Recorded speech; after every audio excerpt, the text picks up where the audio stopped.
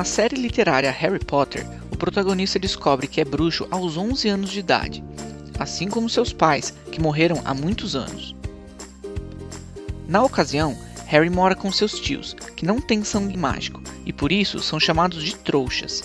Mas afinal, se ele e seus pais são bruxos, por que seus tios não são? Como funciona a transmissão hereditária do sangue bruxo? Ao longo da série, vemos exemplos de bruxos, como a amiga de Harry, Hermione, que são nascidos em famílias trouxas, isto é, pais que não são bruxos, mas que têm filhos bruxos.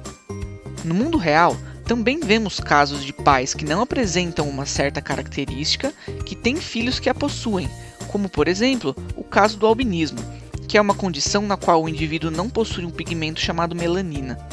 Ao analisarmos essa situação, é possível deduzir que os genes envolvidos na expressão dessa característica estão num caráter conhecido como recessivo. Mas afinal, o que é isso? As características do nosso corpo, como altura, cor dos cabelos, cor dos olhos, tipo sanguíneo e muitas outras, são chamadas de fenótipos e são pré-determinadas pelos nossos genes. Os genes estão localizados nos nossos cromossomos, no interior de nossas células, e, para cada característica nossa, os genes são encontrados em pares, um vindo do pai e um vindo da mãe. Cada unidade deste par é chamada de alelo, que pode ser levemente diferente entre si. No geral, esses alelos podem ser dominantes ou recessivos. Essa nomenclatura é dada por conta da interação entre o alelo vindo do pai e o alelo vindo da mãe. A representação de cada alelo geralmente é feita por uma letra, podendo ser uma letra maiúscula para representar um alelo dominante e uma letra minúscula para um alelo recessivo. E quando olhamos o par de alelos, damos a isso o nome de genótipo. Caso uma única cópia do alelo seja o bastante para expressar a característica desse gene, dizemos que este alelo é dominante.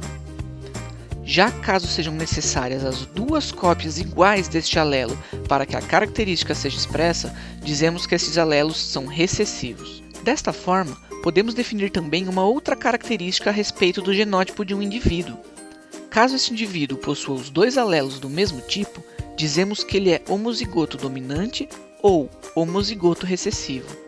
Caso este indivíduo possua os dois alelos de tipos diferentes, ou seja, um alelo do tipo dominante e um alelo do tipo recessivo, dizemos que ele é heterozigoto.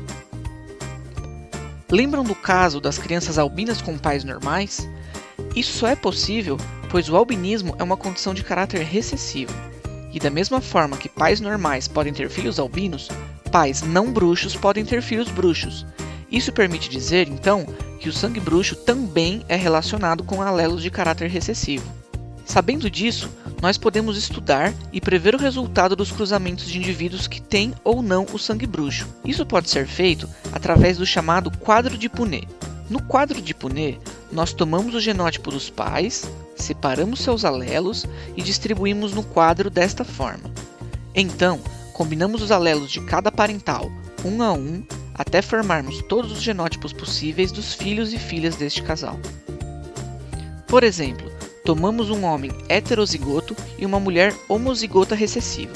Seus genótipos resultarão nos seguintes tipos de gametas para o quadro de Punnett: Bzão e Bzinho para o homem e apenas Bzinho para a mulher.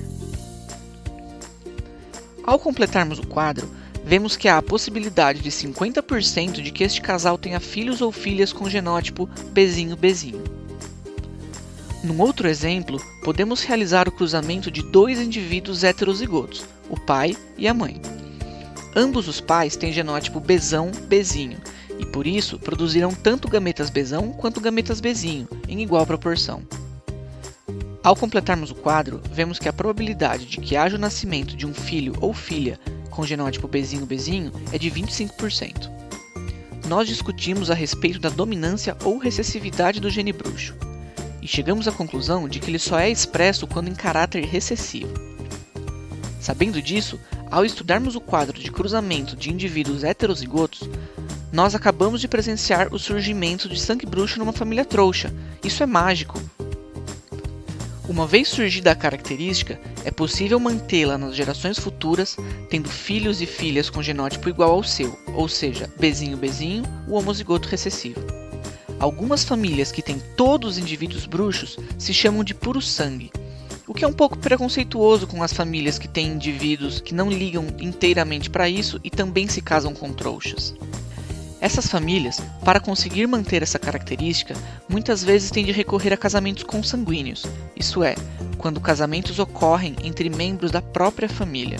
Isso aconteceu também na nossa sociedade, como é o caso das famílias da realeza europeia, por exemplo, a família do czar Nicolau II.